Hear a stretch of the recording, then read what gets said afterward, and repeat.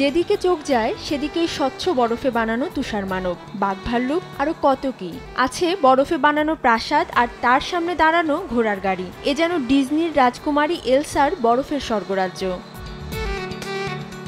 দর্শনার্থীরা মুগ্ধ হয়ে দেখছেন বরফের কারুকার্য, যেন বিশ্বাস করতে পারছেন না কিভাবে সম্ভব হলো বরফ কেটে এমন সব ভাস্কর্য নির্মাণ করা। চীনের উত্তর প্রান্তের শহর হারবিনে চলছে Harbin international snow and ice culture festival. নানা অনুষ্ঠানের মধ্য দিয়ে এই উৎসবের উদ্বোধন করা হয়। চীনের রাজধানী বেইজিং থেকে কয়েকশো কিলোমিটার দূরে অবস্থিত হলেও বিশ্বের নানা প্রান্ত থেকে দর্শনার্থীরা ছুটে যাচ্ছেন অসাধারণ এই উৎসবে যোগ দিতে। তীব্র গরমে স্বস্তি পেতেও ছুটে যাচ্ছেন অনেকে। অর্ধেক পাউডারে দ্বিগুণ উজ্জ্বলতা, নতুন রিন অ্যাডভান্সড অর্ধেক পাউডারে দ্বিগুণ উজ্জ্বলতা।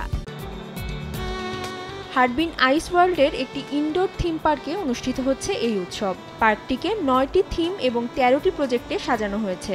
এর মধ্যে আছে বরফ ও তুষারে বানানো বিভিন্ন ভাস্কর্য, আলো ছায়ার খেলা, বিনোদনমূলক কর্মকাণ্ড এবং বিভিন্ন সাংস্কৃতিক অনুষ্ঠান।